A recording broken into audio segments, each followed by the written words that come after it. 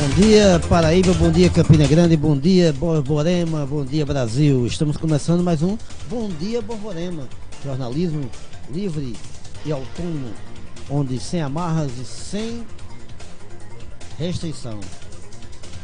Hoje, exatamente 9 de janeiro de 2019, vamos à previsão do tempo de hoje. E daqui a pouco já estamos com o nosso convidado aqui nos nossos estúdios para mais um momento de entrevista, de embate e discussão. Vamos à previsão do tempo. E agora, o tempo e a temperatura. No Nordeste, a previsão é de tempo firme na maior parte da região nesta quarta-feira. Há possibilidade de chuva passageira entre o litoral da Bahia e o litoral do Ceará. No entanto, o tempo é de sol entre o oeste da Bahia e o extremo sul do Piauí.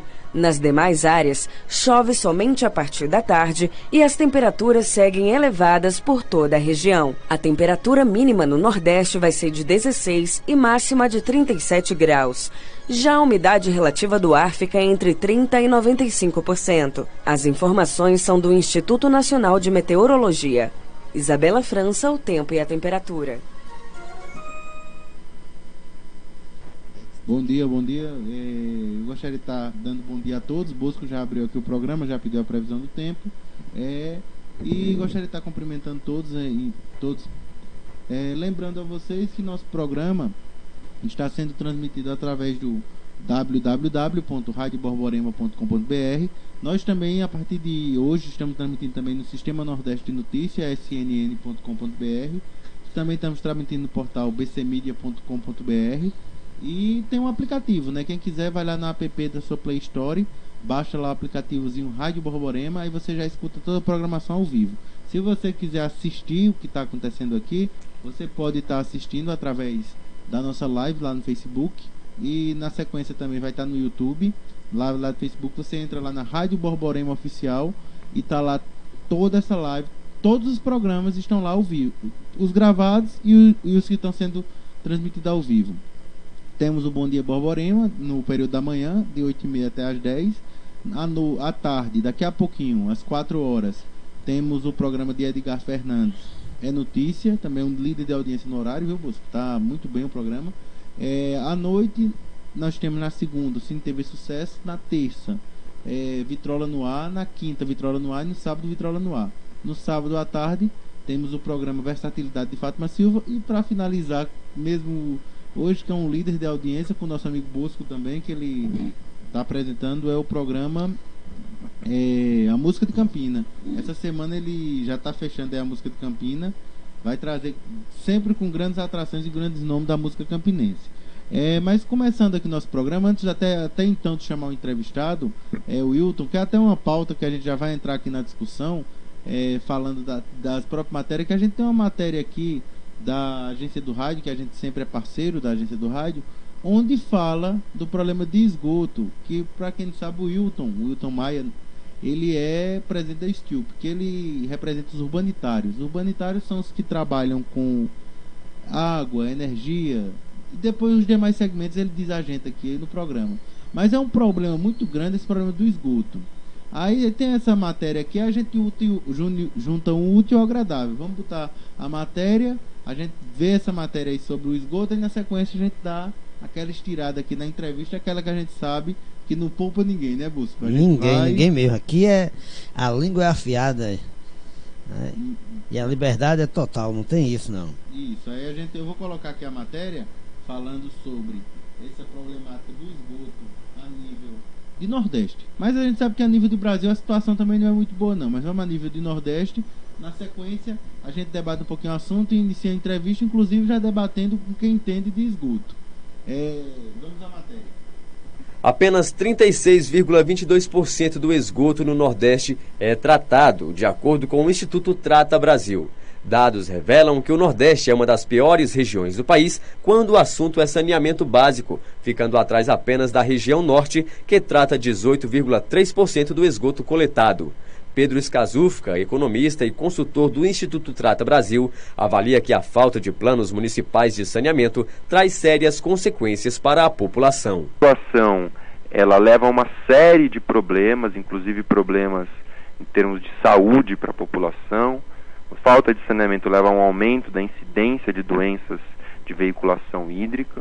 No Brasil, atualmente, cerca de 100 milhões de pessoas não têm coleta de esgoto e apenas 44,92% dos resíduos são tratados. Além disso, outro dado preocupante é que mais de 3,5 milhões de brasileiros nas 100 maiores cidades do país despejam esgoto irregularmente, mesmo tendo rede coletoras disponíveis. Na tentativa de melhorar essa situação, tramita no Congresso Nacional um projeto de lei que pretende alterar o marco legal do saneamento básico, o PL 10996 de 2018. A matéria pretende atribuir à Agência Nacional de Águas competência para editar normas sobre o serviço de saneamento no país.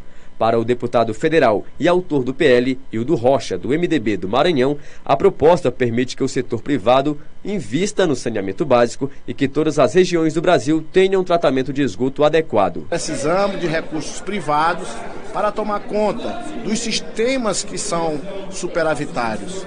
E os sistemas deficitários, o poder público assume para que os mais pobres do nosso país possam vir a ter direito a saneamento completo e poder ter uma melhor qualidade de vida. A Câmara deve iniciar a discussão do tema em uma comissão especial. Se aprovada, a proposta poderá seguir diretamente para a votação no plenário da Casa.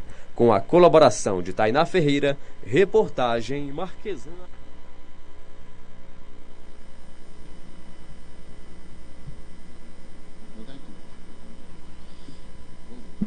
Opa, voltamos, bom dia, Borborema. E vamos ao papo, a conversa com o nosso convidado. Primeiro bom dia dele aqui para todos. Antes de começar, dar um bom dia aqui para Caio César e o professor José Pérez Alves, que está nos vendo, nos assistindo nesse momento. Já tem gente aqui nos acompanhando aqui ao vivo pela live do Face. E vamos ao nosso convidado. Antes de estar chamando aqui nosso amigo Wilton, que ele já está ali fazendo as anotações dele. Se você quiser participar do nosso programa, você pode ligar aí no WhatsApp, no Messenger, que a gente bota aqui no ar, viu? É o 981855560. Se não quiser falar, você apenas deixa a pergunta lá, ou no meu WhatsApp, quem conhece, ou no de Bosca. Até quem conheceu o YouTube estiver assistindo, pode deixar no dele que ele responde também. Mas vamos aqui à entrevista, Bosca. Inicia aí a rodada. Primeiro, o nosso convidado, para começar aqui, eu quero começar pelas questões nacionais, né? Porque eu acho que, diante da situação que se encontra o nosso país, e aí, claro, a perspectiva que pode se ter do movimento sindical, já que o ano terminou com a palavra dentro do movimento de resistência, né? E parece que a resistência mais do que nunca vai ser necessária diante do que o governo já disse e até já executou na prática no que diz respeito às questões políticas que prometeu. Então parece que a palavra resistência para o movimento sindical mais do que nunca é uma realidade e tem que ser assim. É verdade, Bruno e Rangel, obrigado pela oportunidade, parabéns pela iniciativa. Eu acho que nós que atuamos junto aos movimentos populares, ao movimento sindical, e que atuamos na sociedade, porque eu acho que se faz uma confusão muito grande entre as pessoas que atuam na sociedade e aqueles que se utilizam desses espaços para se completar de alguma maneira, né?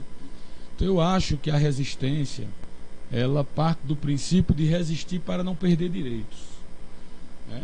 Então, eu não votei no Bolsonaro, não tenho o menor motivo para votar, porque não nos foi apresentado qualquer proposta de governo, né? Não houve debate acerca do que ele ia fazer no governo, portanto, deram um cheque em branco para o Bolsonaro fazer o que ele quiser e bem entender, porque ele não foi para debate, ele não discutiu com ninguém e ficou tudo ali na sua apresentação de PowerPoint, que estava disponível no site do TSE, a apresentação essa que eu li. Então, é lamentável que um debate tão complexo, que é o debate presidencial, não tenha sido feito como deveria ter sido feito.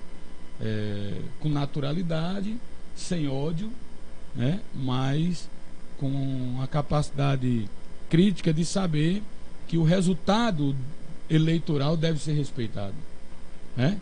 Então nós vamos respeitar o resultado das eleições, diferente do que fizeram com Dilma. Nós vamos respeitar e nós vamos deixar claro de que nós iremos lutar para garantir os direitos da classe trabalhadora, dos movimentos sociais e defender a democracia. Essa é a resistência que tanto se fala dos movimentos sociais e populares. Essa democracia que os movimentos sociais, ela já foi atacada nessa primeira semana de governo. A nossa democracia é combalida há muitos anos. Você veja que nós não temos democracia das comunicações, né? Os conglomerados de comunicação, eles não são democráticos, né? Para se ter uma propaganda, um programa de televisão e de rádio, se paga uma fortuna no Brasil. Então, assim, que democracia é essa que alguns podem ter todos os veículos de comunicação na mão, como uma empresa, né? A empresa Cavalcante aqui na Paraíba, que tem jornal, TV, rádio, mídias digitais e etc. E, por exemplo, para fazer uma mídia como essa que nós estamos agora, e eu fui convidado a participar, o trabalhador, o movimento social em si, tem que lutar muito para construir. Você faz na sua casa, você faz na casa de um amigo, utiliza os seus meios, e o Estado abre mão das concessões públicas para ceder as outorgas de funcionamento de empresas de comunicação. Portanto, a democracia ela é combalida no Brasil, né? O direito do trabalho, por exemplo, ele é atacado com muita frequência e já foi atacado anos anteriores e agora muito mais. Portanto, o que virar para frente não nos estremece, porque nós sabemos que daqui para frente a retirada de direitos ela vem a galope. Isso. Inclusive, só dar um alô aqui a Hortência Ribeiro, que já comentou aqui, né, parabenizando o nosso programa, parabenizando o contato também ao professor Pedro, que está nos assistindo e nos ouvindo aí. E é justamente essa combalida democracia que a gente fala, que a gente busca defender, infelizmente. E ontem, na conversa aqui com o professor Flávio Romero, o reitor em exercício, falava justamente essa coisa da desinformação. E é a partir dessa desinformação que parece que a estratégia do presidente eleito foi justamente isso, aproveitar essa desinformação que grande parte da população tem e, claro, e bateu em cima de anseios básicos da sociedade, que é a segurança. Pegou isso aí e a partir daí fez uma campanha midiática e ontem até o próprio filho do Jair Bolsonaro ontem elogiando, falando na questão das mídias sociais, das redes sociais, utilizando isso, e eu espero que a liberdade que eles tiveram para fazer e chegar à presidência não venham cercear essa liberdade que nós temos hoje, porque a resistência ela vai permanecer, e até porque o que tem se mostrado até agora de proposta política e de discurso, não só por ele, mas pelos seus ministros, também extremamente ataca, inclusive, a liberdade individual do ser humano, que é extremamente complicado quando você resolve atacar a liberdade individual de escolha, seja ela de que tipo for. Inclusive a polêmica da semana passada da Damares, a questão da menino veste azul, menina veste rosa. Inclusive nossos entrevistados estão todos contrariando. Ontem o Flávio veio de rosa, ontem eu estava de rosa e hoje ele veio de rosa também. Contrariou todo mundo. E ainda querendo se meter na questão do Enem, é extremamente complicado, e os ministros batendo cabeça, e a gente vê que o governo ainda não se acertou. Mas quer acertar o bolso do trabalhador com a questão do próprio salário mínimo num valor, e aí reduziu esse valor. Os ataques estão começando muito cedo, muito antes do que o povo pensava. E a justificativa ela é esdrúxula. A justificativa de dizer, Bruno, que não, mas diminuiu só R$8. Só R$8 coisa nenhuma. Só R$8 coisa nenhuma. Porque se você coloca R$8 cá, vem diminuindo muita vezes coisa, o ano inteiro, vezes os seus benefícios, férias, hora extra, né? 13º, benefícios esses que estão sendo postos agora na roda das negociações para serem perdidos pela classe trabalhadora. Então, não são R$8, são direitos que se perde a miúde e às vezes a gente não vai colocando na conta, né? Por outro lado, se dá um reajuste para os juízes, né? Um reajuste extraordinário, né? Agora não recordo se foi 18% ou 16%, mas um reajuste muito alto, além de conceder aos juízes, desembargadores e ministros, né? Um negócio que eu acho um absurdo, que é aquela gratificaçãozinha, né, de mais de R$5.000 muito pouco, para né? moradia. Ora, não bastasse, Eu acho que para eles acha pouco. o cidadão, com todo o seu direito, receber o seu salário lá de R$45.000, de R$50.000, de R$60.000, que é o caso dos ministros, juízes, desembargadores, ele ainda tem direito a R$5.000 de ajuda à moradia. Ora, e o trabalhador comum que recebe 900 e poucos reais, né, que iria para 1.006, esse tem que se virar com moradia, com saúde, com educação, né, com segurança, né, com roupa, com alimentação. Quer dizer, é um ataque frontal, né, a essa sociedade que se diz tão limpa, tão pura, né, e que elege um camarada que não sabe a dimensão do que é ser presidente da República, dizendo ontem, inclusive, que ia deixar de seguir resoluções da ONU, né, que ia transferir, né, a embaixada brasileira, né, para Israel, porque é ideológico. Entrar numa briga que não é da gente, né? Numa briga que não é nossa. Inclusive, eu tenho dito aqui, disse ontem, você é formado em geografia também, a gente sabe o quanto uma nação que, de certa forma, preconiza, vive idolatrando Israel, o que é que se torna alvo a nível internacional? Se torna alvo de terrorismo. Eu acho que Israel e a Palestina são estados que devem ser constituídos, sobretudo Isso. a Palestina. Isso. Assim como ocorreu com Israel, que não existia o Estado Nacional, né, de Israel, e foi lá construído depois da Segunda Guerra Mundial, inclusive com o voto de um brasileiro. Então é necessário que se constitua também o Estado palestino. Né? É justo que se construa, porque é povo, e povo necessita do seu chão, do seu canto para chamar de seu.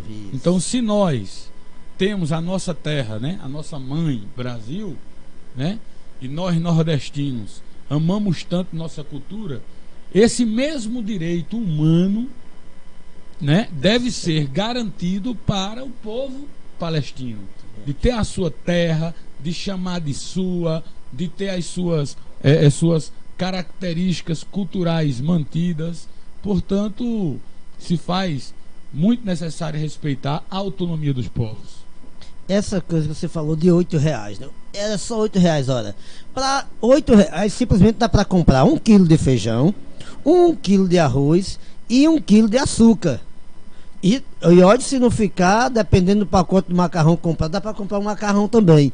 Então, R$8 para essas pessoas que acham que é só R$8. R$8 para o trabalhador é muito dinheiro. É um dinheiro que ajuda muito na sua sobrevivência, na sobrevivência da sua família. Mas, infelizmente, os nossos governantes, parecem novos, são insensíveis a essas questões mais agudas que atingem a população. E não adianta a gente na questão de não, tá só começando, não pode criticar, que não pode criticar. Tá só começando, tá começando muito mal. Começou tirando dinheiro do trabalhador e quer tirar o que mais? Quer tirar os direitos trabalhistas conquistados há muito tempo. Tudo bem, o cheque em branco dado ao presidente, foi dado o cheque, e como você disse, foi dado em cheque em branco mesmo, sem escutar sequer o indivíduo dizer, olha, eu vou fazer isso ou aquilo. O que se falava era apenas redes sociais. E as meios de comunicação colaboraram com isso, porque os debates finais do segundo turno Era para existir mesmo sem a presença dele, porque quando aconteceu isso em anos anteriores, foi feito o debate e a cadeira do candidato que faltou ficava lá vazia.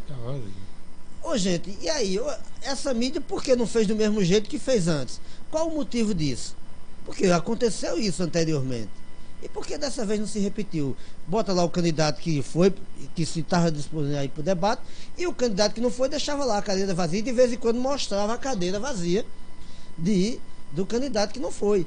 Foi assim que foi feito em anos anteriores. E aí é quando você começa a ter suspeição sobre a mídia, a imprensa que nós temos. Isso é um ponto importante de se colocar. Uma eleição, ela é, ao meu ver, você vai disputar um cargo, e em qualquer disputa de cargo, você faz concurso, né? Eu acho que os debates no eleitorais, eles estão para o concurso público como uma prova. Então, se você falta à prova, você não tem direito a concorrer ao cargo. Então, se você falta aos debates, se você não diz o que é que você quer, por exemplo, quando você vai procurar emprego em qualquer lugar, que alguém diz, né, tá, você venha para a gente fazer uma entrevista com você. É porque a empresa quer saber o que é que você pensa, qual o seu perfil. A empresa que quer contratar qualquer empregado, ela entrevista esse empregado. Quer avaliar a capacidade. Quer avaliar a sua capacidade de argumentação, o seu tom de voz, como você se veste, como você se comporta diante do contraditório, né, daquilo que lhe incomoda, se você vai ser agressivo, se você vai saber se sair de uma situação constrangedora. Então, uma entrevista serve para isso. E quando você se nega a ir à entrevista de emprego, você não é contratado. Então, quando você se nega a ir a uma entrevista coletiva, você está escondendo alguma coisa. Quando a imprensa busca alguém para entrevistar e essa pessoa se nega a conceder essa entrevista, tem algum problema. Então, quando um candidato foge dos debates, foge das entrevistas, de maneira que a imprensa, para entrevistá-lo, teve que ir à casa dele, né? E aí não me venha com churumelas de que teve facada, não sei o quê, porque antes da facada ele já não ia. Antes da facada ele foi para depois disse que não ia mais. Aí veio o evento da facada, né? Que se pelo sim ou pelo não é um absurdo, não, aqui não pode existir. Pelo sim ou pelo não, ou seja, se ocorreu ou se não ocorreu, né? Porque existe essa discussão no Brasil, pelo sim ou pelo não. E para quem tiver curiosidade, eu acho que vocês poderiam depois disponibilizar um documentário chamado A Facada no Mito, né? Então é importante, pelo sim ou pelo não. Aquele tipo de coisa não pode acontecer no Brasil. O ataque a um ser humano, seja lá se você concorda ou não com o que ele diz, a violência gratuita ou qualquer tipo de violência não pode ser aceitado. Que tenha sido pregada por ele, pronto. Não, mesmo. Qualquer tipo de violência ela deve ser combatida, porque paz não se constrói com violência. Wilson, né? Já entrando aqui no viés, já que o Busca entrou nesse viés nacional, os sindicatos dessa reforma trabalhista, se não me engano, no início do ano passado, os sindicatos perderam, vou dizer que perderam grande força, porque hoje não existe mais a obrigatoriedade do imposto sindical, que era uma grande entrada de caixa nos sindicatos. Mas isso se deve não a sindicatos atuantes, como eu sempre costumo dizer, que tem sindicatos atuantes, tipo Sintab, o seu próprio sindicato, e tem outros tantos de meia dúzia de sindicatos atuantes. Agora existe uma leva de sindicato pelego, como, por exemplo, como eu faço questão de dizer aqui, que na época eu trabalhei naquela empresa AIC, o sindicato, se ele quiser vir aqui se defender, o presidente lá pode vir. A gente está aqui para isso. É uns sindicatos que não representam a categoria. Porque, olha, eu não acredito, sindicato que vive dentro do escritório do patrão, não é um sindicato que tem, porque você tem que estar o quê? Defendendo o trabalhador. E com esses sindicatos houve uma perda muito grande para os sindicatos que realmente trabalham. Os sindicatos que realmente trabalham, como o caso do seu, Sintab e outros tantos aí, Como é que vocês estão passando por essa situação hoje, que o Sintab mesmo ele não recebia o imposto sindical, ele nunca, sempre abriu mão. Eu não sei se é o caso do Stup, mas como você vê essa retirada dessa obrigatoriedade, e quando o sindicato é atuante, ele perdeu força com essa reforma trabalhista? Bruno, uma ótima pergunta sua, uma avaliação de conjuntura para o movimento sindical necessária de ser feito. O movimento sindical ele é muito diverso. Então, o movimento sindical ele funciona com a mensalidade do sócio, né? Ou seja, o sócio ele paga para que exista o sindicato. Você se filia ao sindicato. E existia a contribuição sindical anual, o mais famoso e controverso imposto sindical. Esse mesmo imposto sindical, que era destinado aos sindicatos dos trabalhadores, também eram destinados aos sindicatos dos patrões. Só que a grande crítica não foi em torno do sindicato dos patrões, foi em torno do sindicato dos trabalhadores. Que não representavam. Com o apoio, a gente vai chegar lá, com o apoio dos próprios trabalhadores, que não percebiam que os sindicatos são pelegos porque muitas vezes a própria categoria é omissa. Foge de ir para as assembleias. Na hora de eleger uma chapa, não constrói uma chapa de luta. Simplesmente abdica de disputar o sindicato. Aí o sindicato fica na pelegagem. Para quem não sabe o que é pelegagem, é ser frouxo. Negociar com o patrão o que o patrão quer, né? Então... E aí coloca a culpa na direção do sindicato. Não, a culpa é da categoria que é omissa, né? A culpa é da categoria que é omissa. Então, o vento que sopra lá, sopra cá. Então, ora, se a classe trabalhadora não se organiza, o sindicato vai fazer pelegagem, né? Por outro lado, existem os sindicatos que são de luta. Exemplo do Sintab, exemplo do sindicato dos urbanitários e dos comerciários que sofrem uma dificuldade terrível por conta do grande índice de rotatividade, né? Só para se ter uma ideia, o sindicato dos comerciários passou aproximadamente 7 meses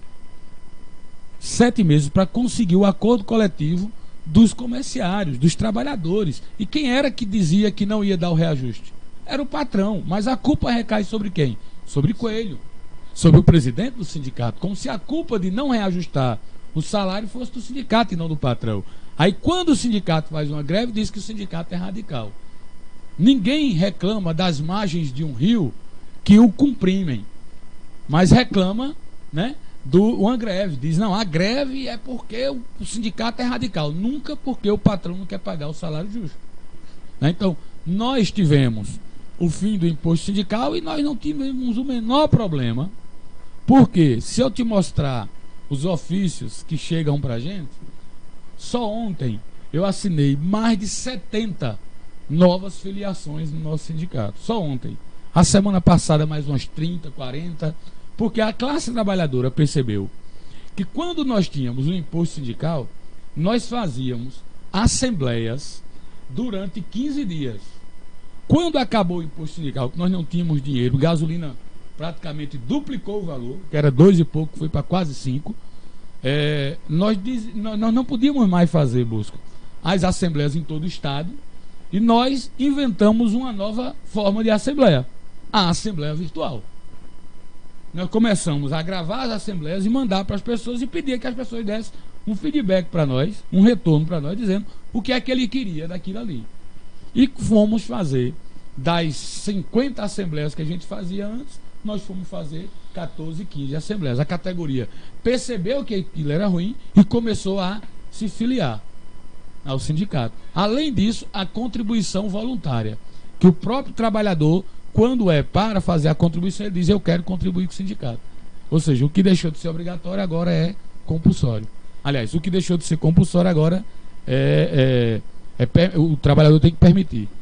O Márcio Barreto está mandando um abraço aqui. Grande Wilton, orgulho de ter você lutando sempre por melhorias trabalhistas. Inclusive, há uma tese levantada por alguns que talvez essa mudança de governo e essa pressão que o governo está fazendo sobre o trabalhador, sobre os sindicatos, talvez volte a o sindicato ou os trabalhadores, de certa forma, criem a consciência de que se faz necessário a organização, que sem a organização eles serão massacrados.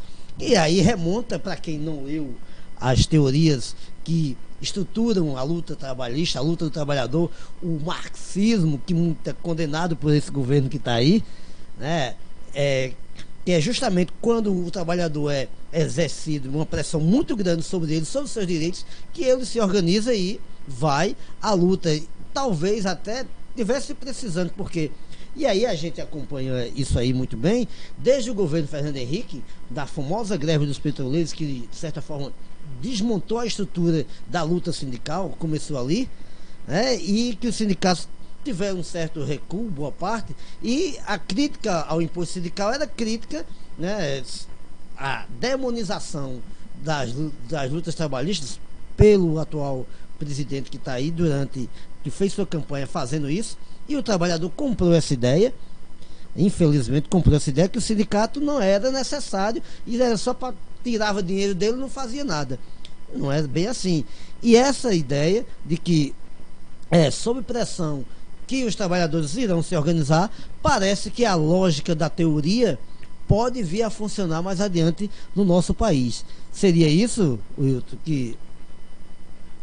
Interessante, Bosco, que essas ponderações que você faz, ela deve ser observada como ideologia. Isso. Né?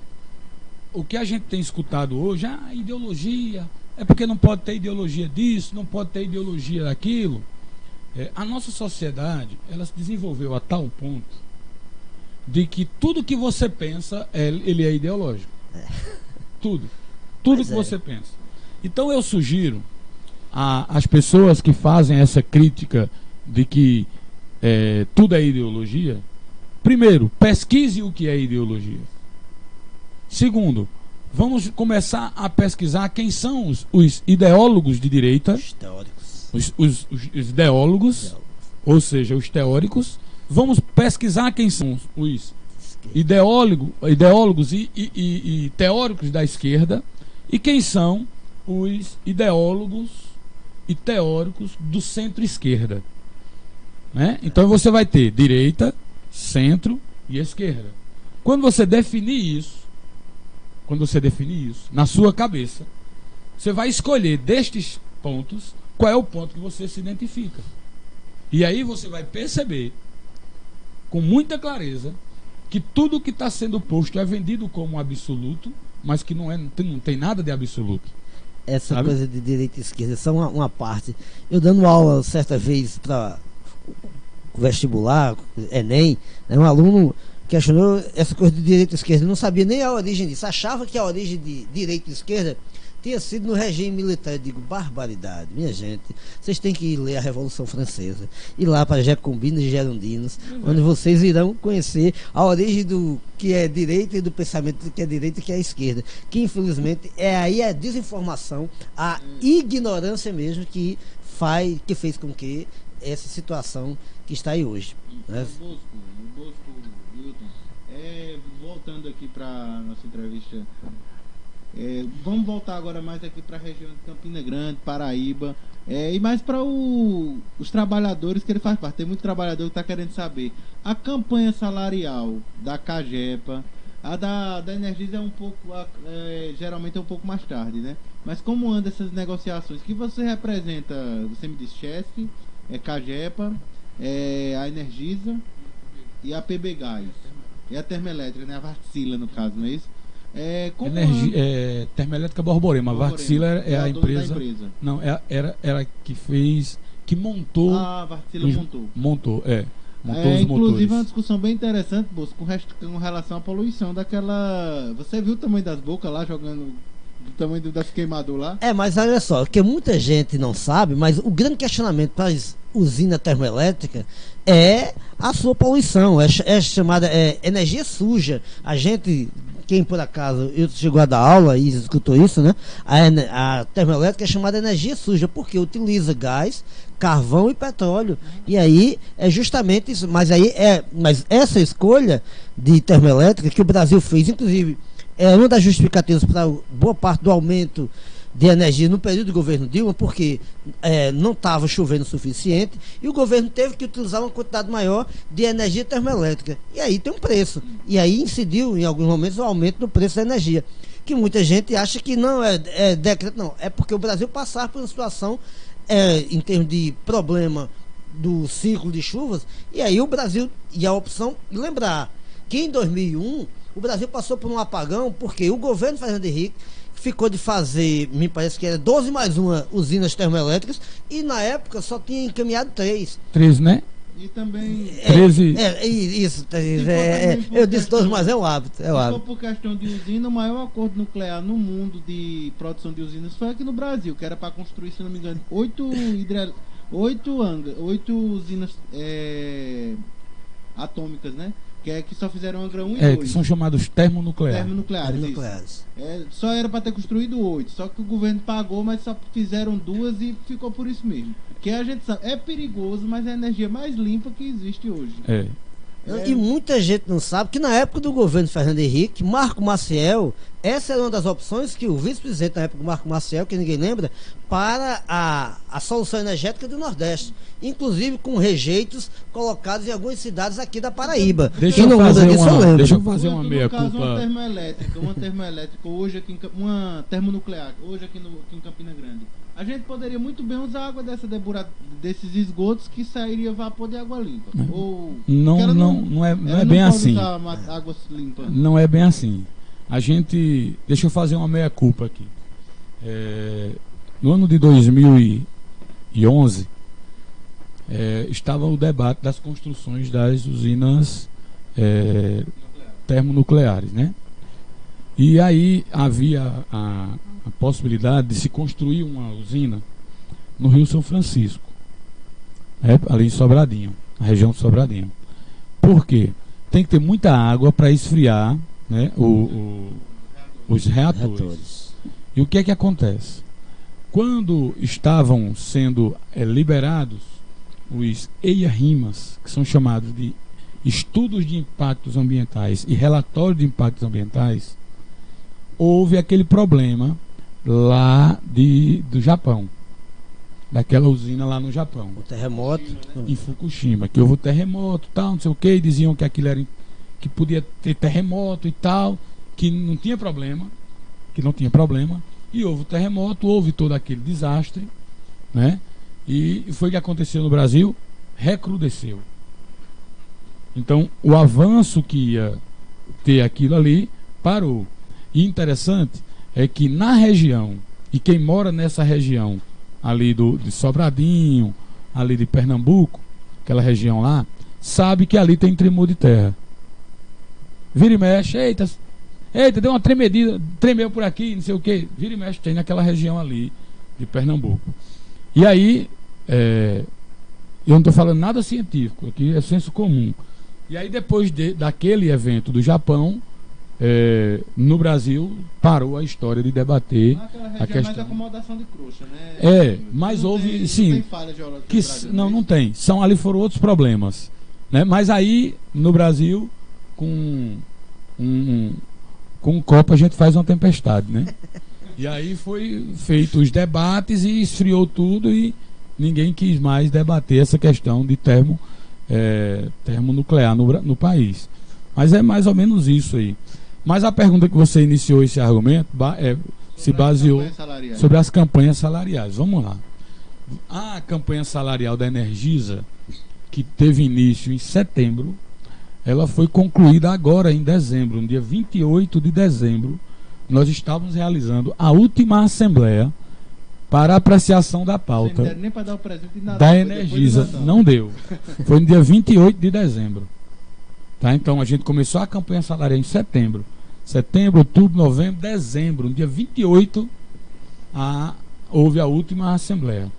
Então, nós acabamos uma campanha salarial agora. Nem respiramos. A da CAGEPA, a data base, que é quando vence o ciclo de um acordo, é 1º de maio, ou seja, nós ainda estamos no crédito, né? É 1º de maio, ou seja, a partir do mês de março, né, a gente começa a fazer a campanha salarial da CAGEPA, porque a gente vai para a base, ou seja, nós vamos para o chão da fábrica, como a gente chama, vamos para a categoria, faz as assembleias, levanta a proposta que os trabalhadores e as trabalhadoras querem apresentar, aprova-se uma pauta e a gente manda para a empresa. É assim que um sindicato sério faz. Manda para a empresa. A empresa tem um tempo para avaliar e chama as mesas redondas, que são as reuniões para discussões. Então a gente começa em março, geralmente depois do carnaval, antes do início de abril, a gente já manda ali, da primeira semana de abril, a gente já manda para a empresa tem pelo menos 20, 30 dias para se posicionar e chamar o sindicato para as mediações.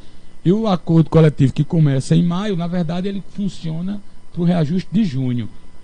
Isso na Energisa. Na Chesf, nós temos um grupo chamado de CNE, que é o Comando Nacional dos Eletricitários, que são todos os sindicatos dos eletricitários que atuam na base da Eletrobras do Brasil. A gente faz uma grande reunião com 70 sindicatos, ou seja, é muita gente, cria uma pauta encaminhada para a empresa e começa as discussões que demoram aproximadamente 6 meses.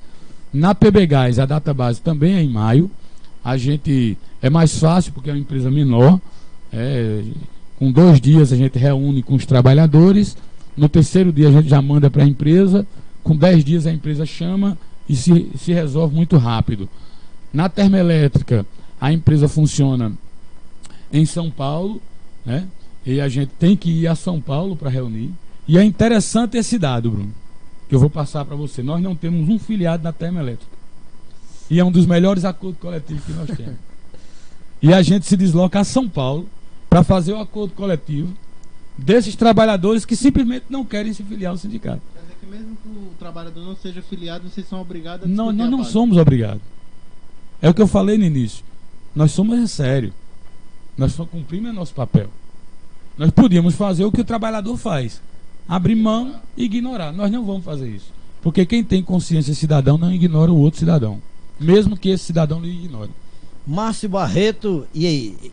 Tá nos mandando um abraço aqui para você, parabenizando a gente, 2 geógrafos, a gente aqui dando uma força aqui pra gente. Márcio é geógrafo também, parabéns pelo torneio de Natal, foi muito bem organizado. O Epitácio, lembra de Epitácio? Rapaz, tá Epitácio, grande Epitácio. Tá aqui nos assistindo. Eleitor de Heloísa Helena. Mas então a gente continua naquela discussão que a gente estava falando aqui antes de começar, que a gente fala em off também, né?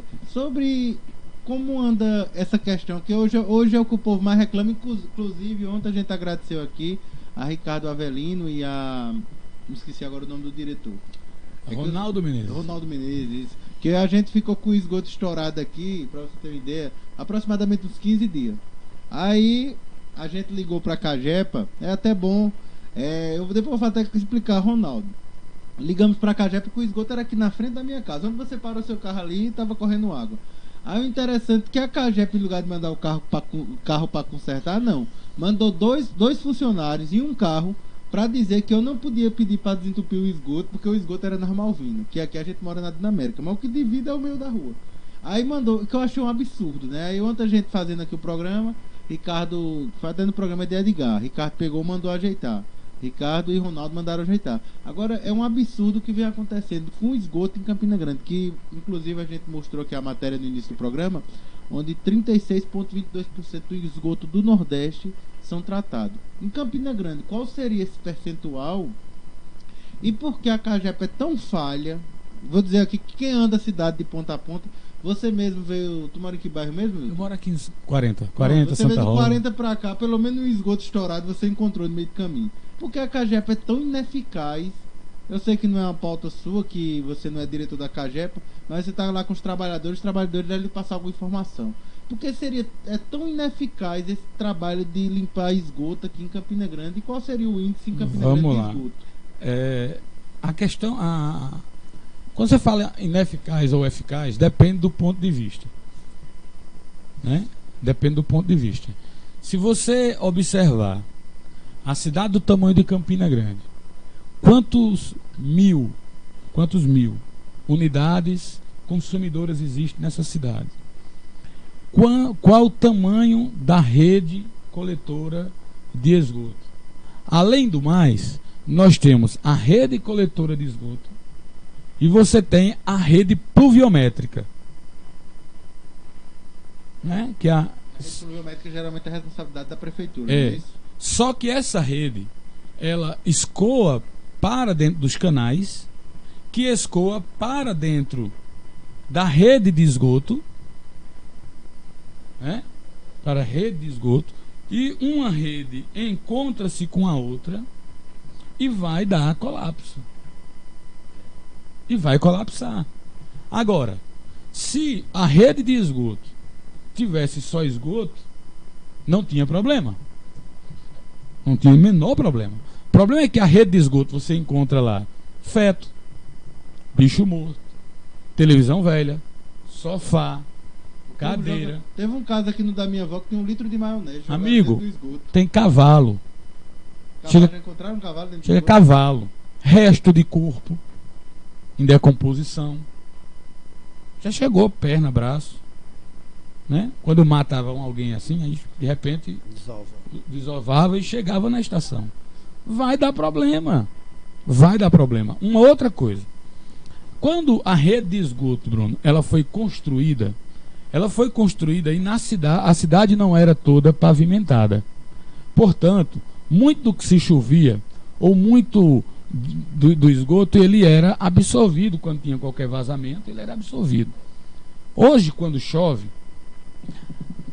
a cidade ela é muito pavimentada. Quando chove, a água não tem como ser absorvida. Pega uma velocidade muito grande, vai para dentro dessa rede de esgoto e vai. A rede de esgoto é um cano, um tubo, que é dimensionado para esgoto.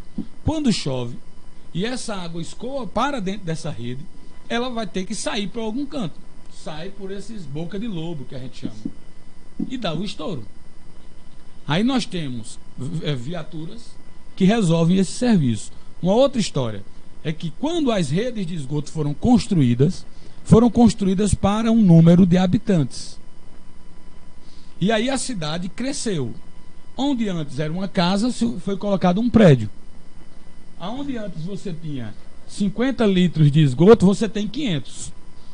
E aí entra a questão da urbanização, que a gente estuda o processo de urbanização, que é enorme e que a cidade termina demandando coisas. Isso ocorre com a questão da rede de esgoto, isso ocorre com a violência.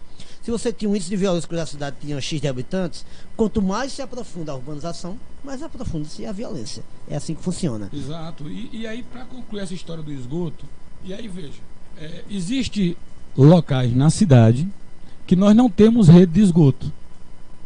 E quando dá estouro, não tem rede de esgoto cadastrada. E quando dá estouro, quem é que vai resolver? É a Cagepa.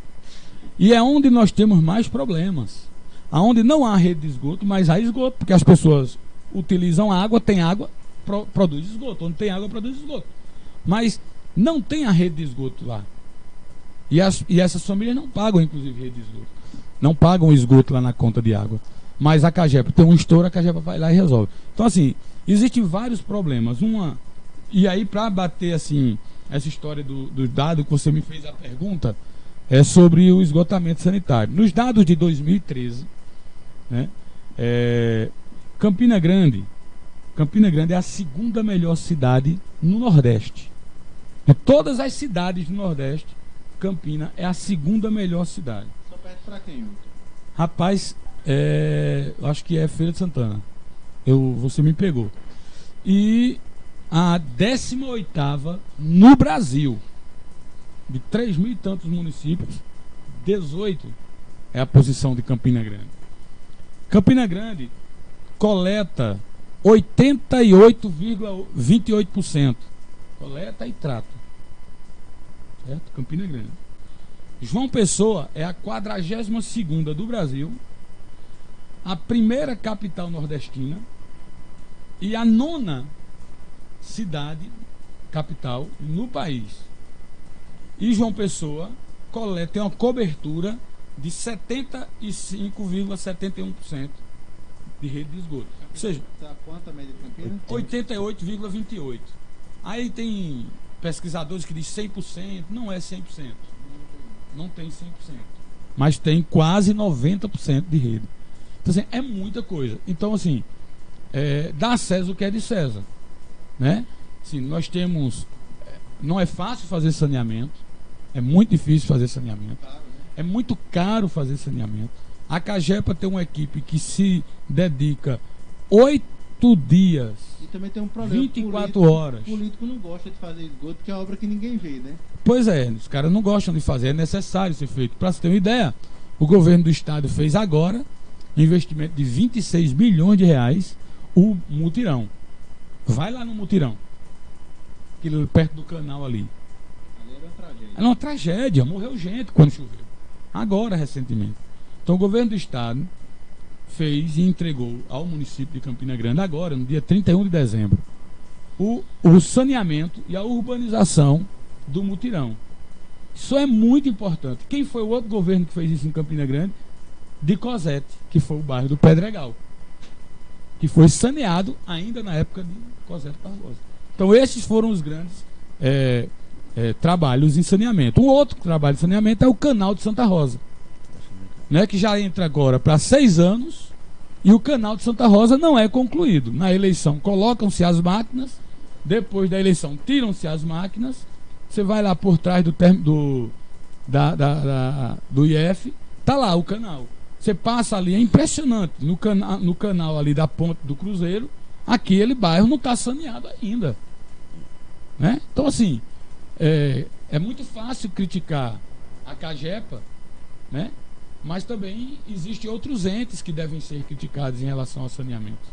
Nós vamos a um intervalo. Antes de ir para o intervalo, um abraço a Cristina França, tá certo? Epitácio, como eu já falei, e o Márcio Barreto, como nós comentamos agora, também está ouvindo. Um abraço. Vamos ao intervalo. Não saia daí. Compartilhe a nossa live, que nós podemos fazer, e participe do nosso jornal com a gente.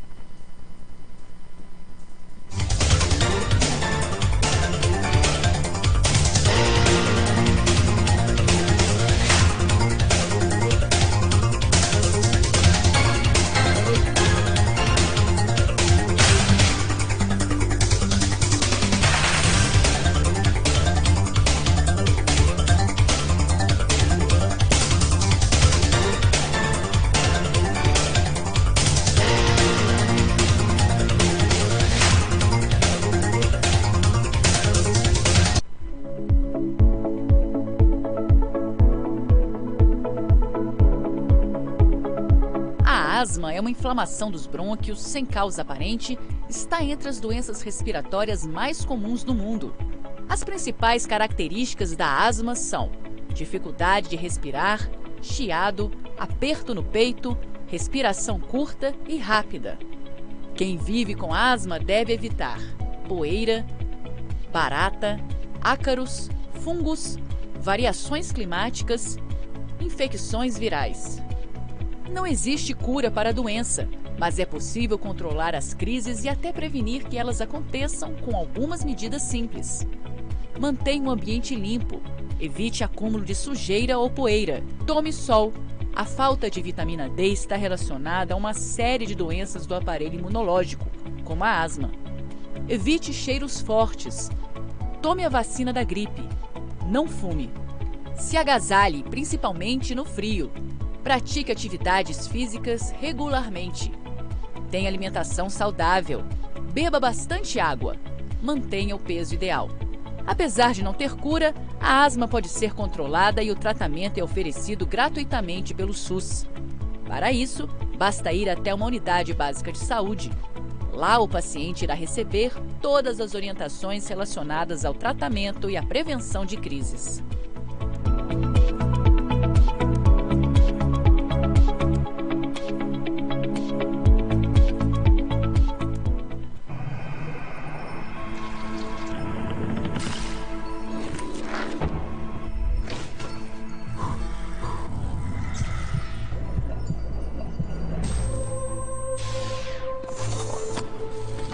Você é sua principal ferramenta de trabalho. Por isso, empregador e empregado têm o dever de prevenir os acidentes de trabalho e preservar a vida. Com um ambiente de trabalho mais seguro, o Brasil avança para um futuro melhor. Ok, gente, trabalhos concluídos. Agora o Grupo 1 vai apresentar. Para inovar cada vez mais nas formas de ensinar, o MEC criou o Centro Nacional de Mídias da Educação. Estúdios onde são realizadas aulas em tempo real. Tem que conectar com tudo. Professor mediador e alunos dentro da sala de aula. Muito bom, pessoal. É isso aí. E um professor especialista dentro do estúdio. Para saber como levar as Meu aulas nome é para sua Blenda escola, Silva e eu vivo há 1 ano e 6 meses com HIV. Me chamo Ariadne, sou mestra e doutoranda de psiquiatria. Vivo com HIV há 20 anos. Meu nome é Walter Sabino e eu vivo com HIV. Eu me infectei em 1999. Eu tinha 18 anos, tinha muito pouca informação a respeito do HIV. Falar em HIV era falar diretamente em AIDS, que era falar diretamente em morte. Hoje em dia a gente consegue falar apenas em pessoas que vivem com HIV e que não vão nem precisam adoecer de AIDS se não quiserem. Eu considero extremamente importante o Dia Mundial, porque é quando a campanha tem maior visibilidade e quando a gente consegue alcançar o maior público possível, porque muitas pessoas hoje, ainda com toda a informação, desconhecem a AIDS, desconhecem o HIV. Basta a gente conseguir o que a gente está tentando hoje, ter um mundo melhor, com menos preconceito, para que as pessoas que se descubram com HIV tenham mais segurança de pensar em tratar e não o tempo todo em se defender. As pessoas que vivem com HIV, elas são seres humanos, têm sentimento, têm sonhos. E dentro desses sonhos também pode haver o sonho de um relacionamento. Hoje em dia existe N formas de se prevenir que vão além da camisinha. Existe em todos os postos de saúde uma mandala de prevenção que a gente pode procurar. Então, se a gente pode se prevenir, é o melhor caminho. Também vale ressaltar que as pessoas que são soropositivas realizam seu tratamento, tomam suas medicações, zeram a sua carga viral, ficam indetectáveis e já não transmitem mais o vírus. Me tornar indetectável possibilitou o maior sonho da minha vida ser realizado, que foi a minha cirurgia transgenitalizante. Desde que nasci, meus exames através do SUS, sempre peguei minha medicação através do SUS. A gente busca ajuda, até porque isso também é muito importante, a gente nunca estar sozinho. O meu recado para os novos soropositivos é que eles deixem de se importar com o que a sociedade vai pensar ao seu respeito e façam a adesão ao tratamento. Eu acho que o maior vírus que tem hoje em dia, o vírus que mais mata, está sendo o preconceito, porque ele desestabiliza as pessoas, ele enfraquece as pessoas. Vamos trocar o ódio pelo amor. Qualquer opinião que fique fora do parâmetro da ciência, ela é preconceito. É possível viver com HIV, mas a AIDS ainda existe. Informe-se sobre prevenção combinada no SUS e proteja-se. Acesse aids.gov.br.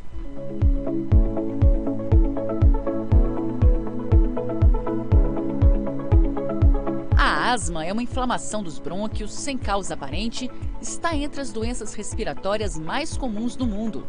As principais características da asma são dificuldade de respirar, chiado, aperto no peito, respiração curta e rápida. Quem vive com asma deve evitar poeira, barata, ácaros, fungos, variações climáticas, infecções virais. Não existe cura para a doença, mas é possível controlar as crises e até prevenir que elas aconteçam com algumas medidas simples. Mantenha um ambiente limpo, evite acúmulo de sujeira ou poeira, tome sol. A falta de vitamina D está relacionada a uma série de doenças do aparelho imunológico, como a asma. Evite cheiros fortes. Tome a vacina da gripe. Não fume. Se agasalhe, principalmente no frio. Pratique atividades físicas regularmente. Tenha alimentação saudável. Beba bastante água. Mantenha o peso ideal. Apesar de não ter cura, a asma pode ser controlada e o tratamento é oferecido gratuitamente pelo SUS. Para isso, basta ir até uma unidade básica de saúde. Lá, o paciente irá receber todas as orientações relacionadas ao tratamento e à prevenção de crises.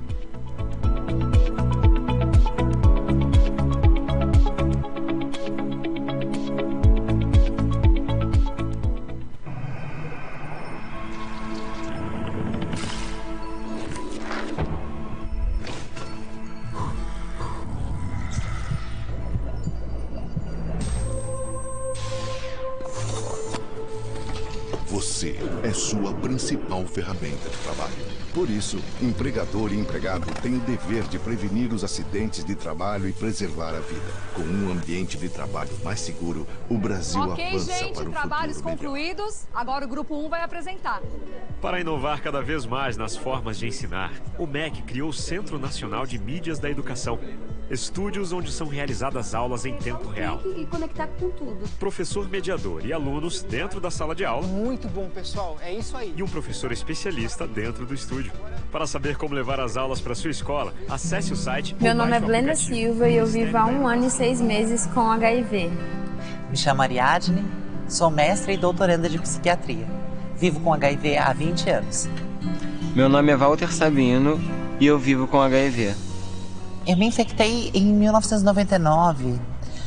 Eu tinha 18 anos, tinha muito pouca informação a respeito do HIV. Falar em HIV era falar diretamente em AIDS, que era falar diretamente em morte. Hoje em dia a gente consegue falar apenas em pessoas que vivem com HIV e que não vão nem precisam adoecer de AIDS se não quiserem.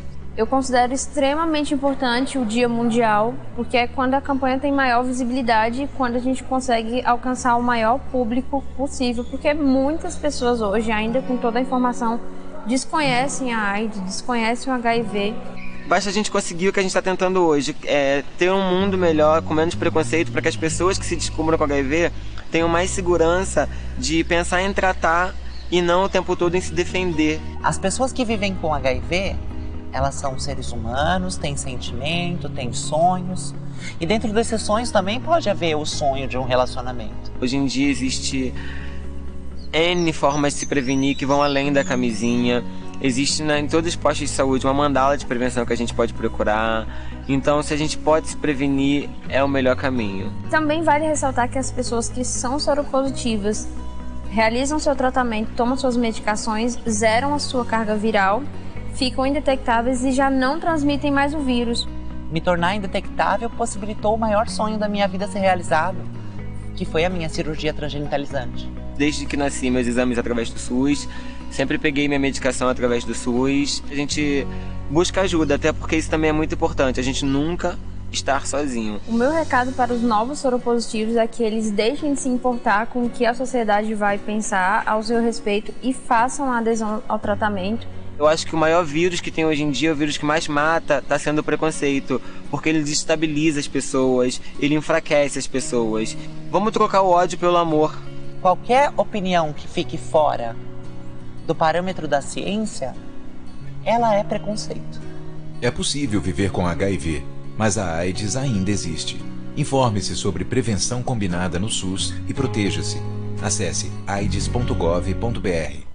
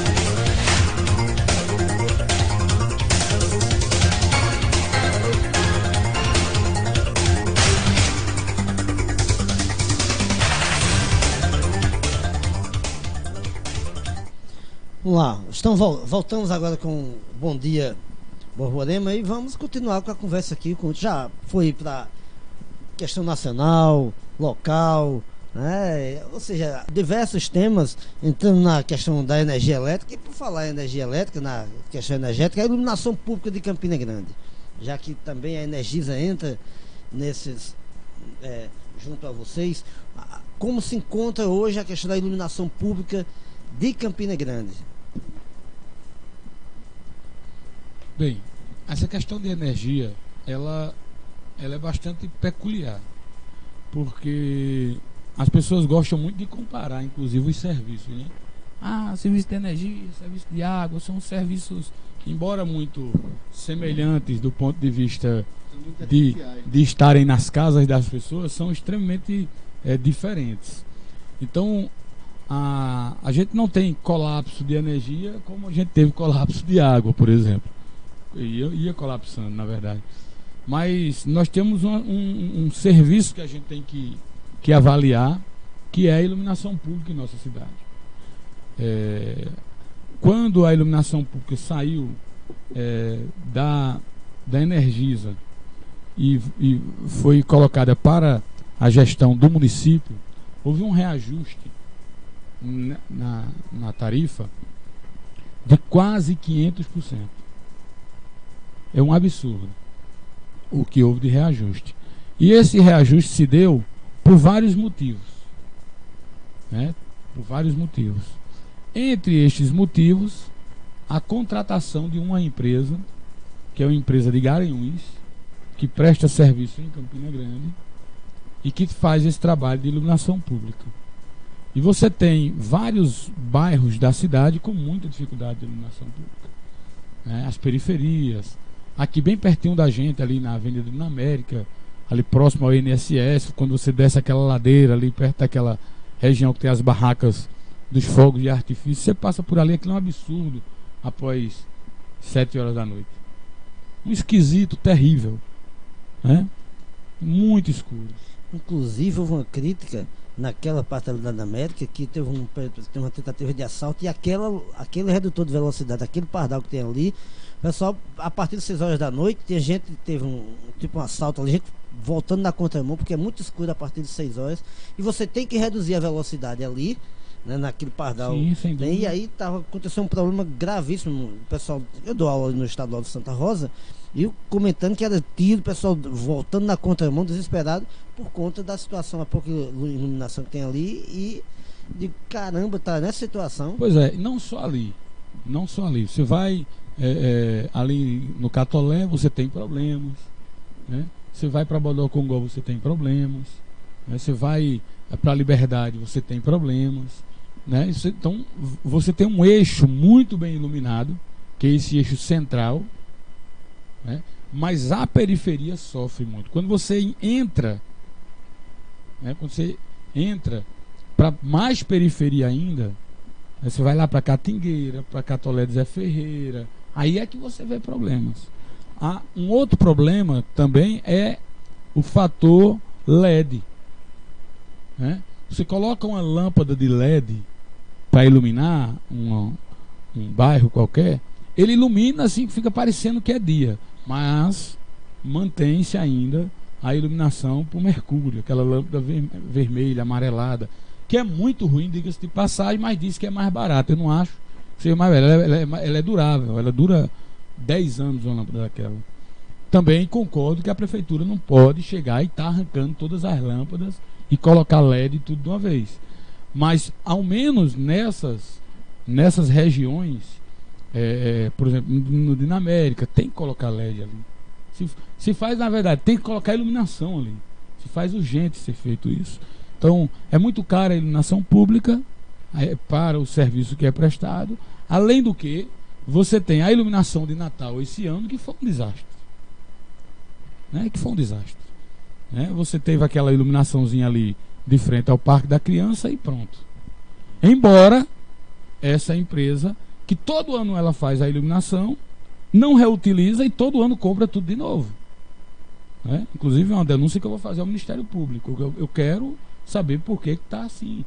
O que foi que houve que nos anos anteriores, nos anos anteriores, a iluminação pública de Campina foi pro Ano Novo, pro Natal, foi bem mais bonito, né? E esse ano praticamente não houve iluminação de Natal em Campina Grande. Não houve. Praticamente não houve. Então a gente quer uma prestação de contas disso. Então, como é que funciona essa questão aí do rateio? Você que está mais por dentro, essa questão do rateio da conta de iluminação pública, que a Energisa não paga mais a conta. Antigamente, quando era Selby, ela acho que absorvia parte dessa conta, né? Dentro do... Hoje, como é que funciona? Ele vê a energia, por exemplo, a energia consumida pelas unidades consumidoras foi, por exemplo, 80 milhões de quilowatts, aí foi 100 milhões. Esses 20 mil eles botam para a prefeitura pagar e a prefeitura bota para a gente. E como é que funciona isso? Como é que funciona? Existe um contrato de gestão que a prefeitura tem com a Energisa. Então, os consumidores pagam na sua conta, na sua tarifa de energia, lá na sua conta de energia, vem a iluminação pública. Você pode olhar lá que tem lá na sua conta de energia. A Energisa arrecada, desconta o valor X referente à energia consumida, rateia para a prestadora de serviço e ao município. E quem paga essa fatura somos nós. Então, assim, se é justo, se não é, né, tem que se discutir. E eu acho que se discute muito pouco. A Câmara de Vereadores se omite a discutir. Aí eu não estou falando de situação de oposição, não, longe disso, não quero entrar nesse debate, estou falando na Câmara. A Câmara de Vereadores cumpriu o seu papel constitucional de fiscalizar o Executivo. Aí não faz isso. E quando faz muito meia boca. E faz meia boca por conta das convenções. As convenções de convivência e etc. O que é muito ruim para a cidade. Porque a Câmara, que deveria se preocupar nisso, está preocupada agora em fiscalizar os postos de combustível. A Câmara de Vereadores de Campina Grande quer fazer gestão e empresa privada. Empresa privada. Sabe? É conflito muito grande. Mas na iluminação pública ela se omite completamente. Eu acho importante ser feito um debate. O PROCON deveria fiscalizar essas questões dos postos de combustível, mas não uma CPI. Quer fazer CPI? Vamos fazer CPI na iluminação pública? Wilton, já que você entrou aí no viés da Câmara, tem uma discussão na Câmara, inclusive a nível de Campina Grande, onde se discute que... Porque a gente sabe que, muita gente não sabe, a CAGEP, antes de ser CAGEP, porque Campina Grande foi uma cidade pioneira. Campina Grande foi uma das primeiras cidades a ter energia elétrica, sistema de esgoto. Naquela época, a empresa de água daqui de Campina Grande chamava-se Sanesa, né? Aí, com o desenvolver das coisas, a CAGEPA, veio a CAGEPA e o bem agregou a Sanesa a CAGEPA. Hoje, a gente sabe que a estrutura não é a mesma, né? Eu acho que a Sanesa na época devia ter uma ou duas bombas. Hoje é uma estrutura, como você falou aqui, gigantesca. Inclusive, Campina Grande é um polo para, eu acho que essa região da Borborema todinha, Campina Grande eu acho que é aqui onde bombeia para tudo. Mas existe essa discussão, para chegar à pergunta, existe a discussão da prefeitura retomar a administração da Sanesa. Que isso, existe vários municípios, inclusive o prefeito Romero Rodrigues fez uma viagem a São Paulo, se eu não me engano foi a cidade de São José do Rio Preto, que eles gerem a água dele. Se eu estiver errado, você me corrija.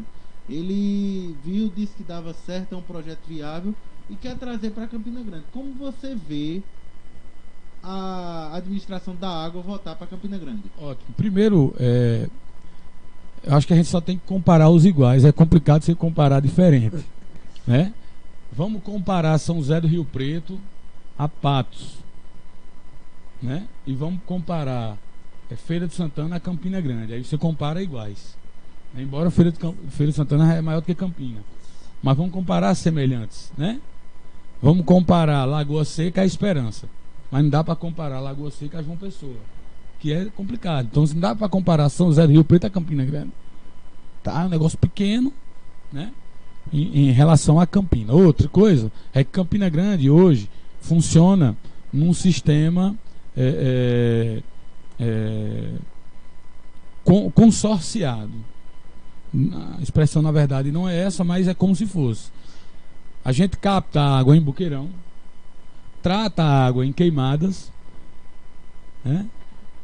Armazena em Campina e distribui em Campina.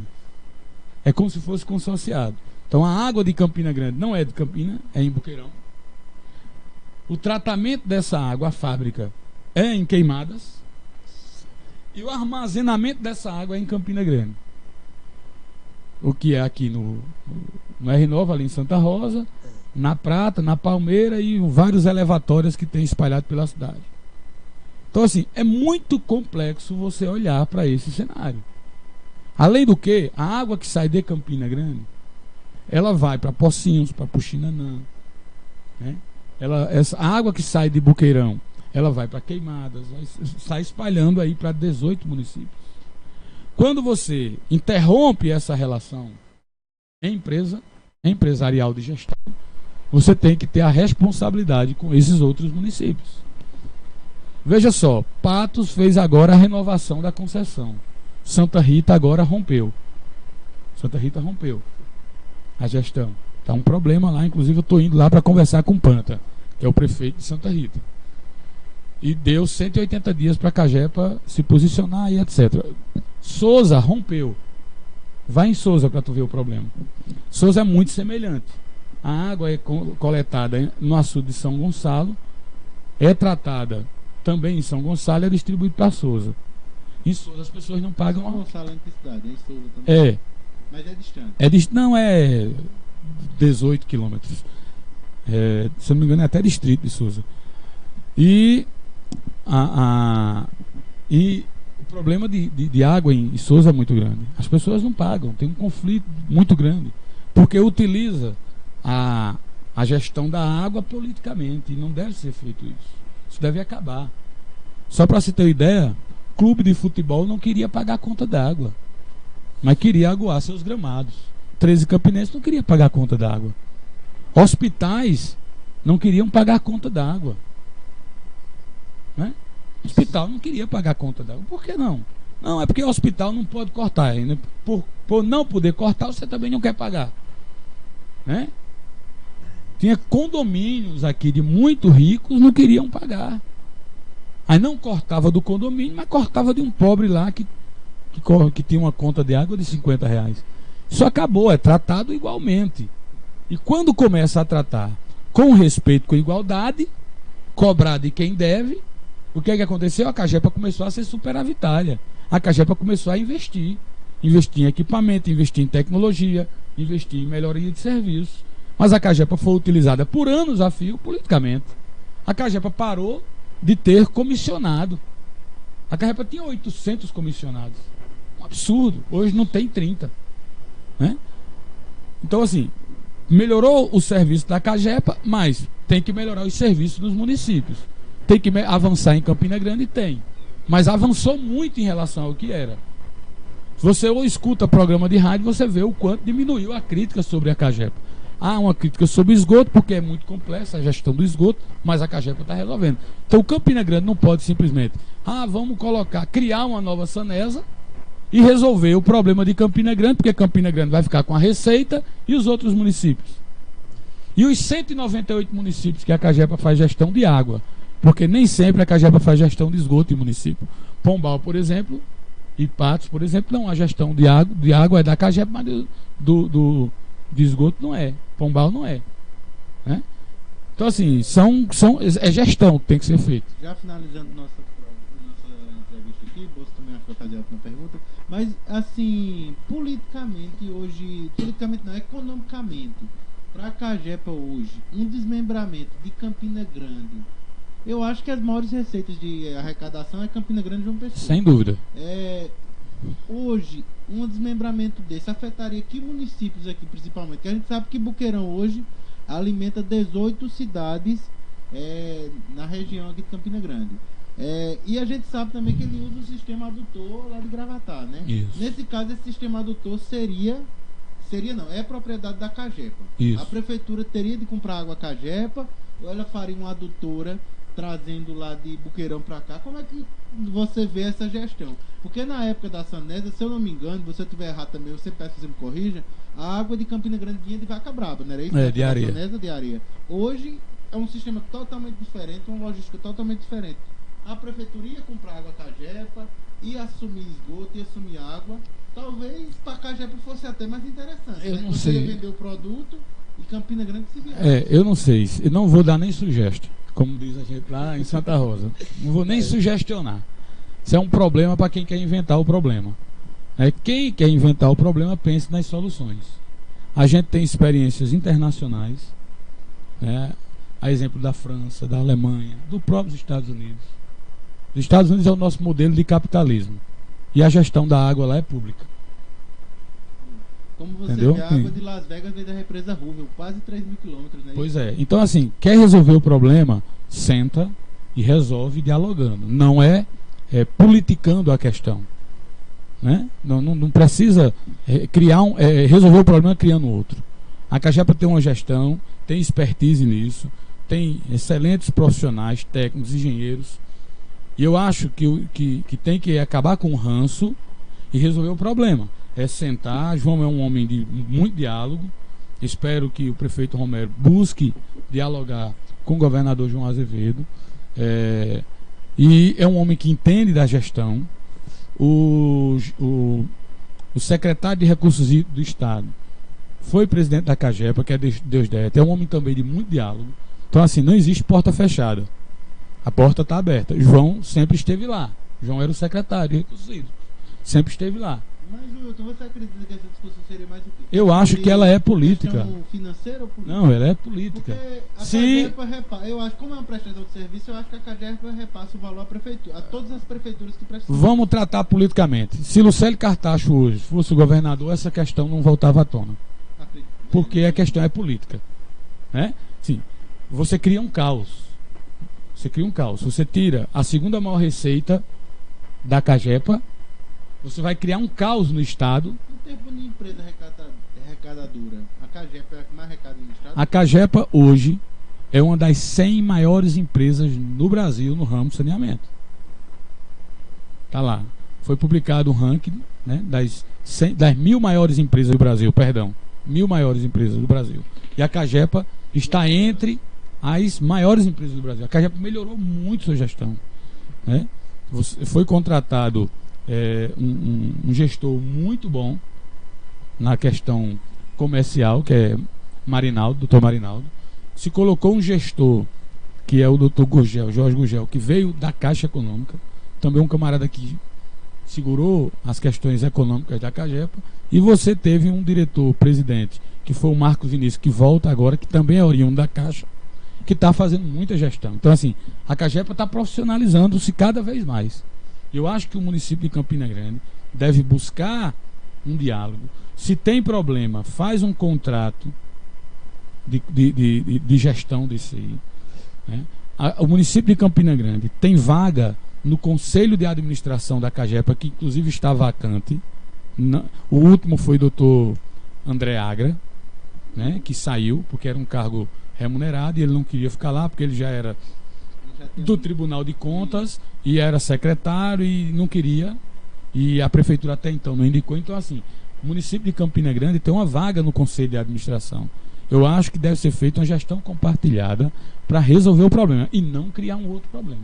Simplesmente criar uma nova empresa, contratar novas pessoas, criar uma outra estrutura, gastar dinheiro quando já tem isso funcionando, eu não acho inteligente. Quero ser um conselheiro para resolver o conflito, não para criar conflito. Bosco, eu queria agradecer aqui ao Wilton. O Wilton ficou meio mundo de coisa para começar, mas a gente marcou outra oportunidade, porque eu sei que você tem até compromissos agora. E também a gente já está encerrando, já passou até um pouquinho do horário. Eu queria agradecer a você, Wilton. E depois a gente vai marcar uma discussão. Quando essa história aí da Sanés estourar mais, a gente tem mais coisa para discutir. Isso aí eu acho que vai passar muita. Mesmo como tu disse ontem, Bosco, mesmo com a seca, eu acho que ainda vai passar muita água debaixo dessa ponte. Vai passar também o problema da cobrança da água do Rio São Francisco, que vai vir. Então, tem temas, eu fico à disposição. Agradeço desde já a oportunidade, Bruno. Muito gentil. A Rádio Borborema está aqui para isso. Um abraço a todos e até amanhã. Amanhã, José do Nascimento Coelho vai estar aqui discutindo com a gente essas questões do governo federal, reforma trabalhista e muitas outras coisas. É o camarada Coelho. Obrigado, Bolso, pela oportunidade e agradeço aos teleouvintes, né? Mistura. Um abraço a todos. Muito obrigado.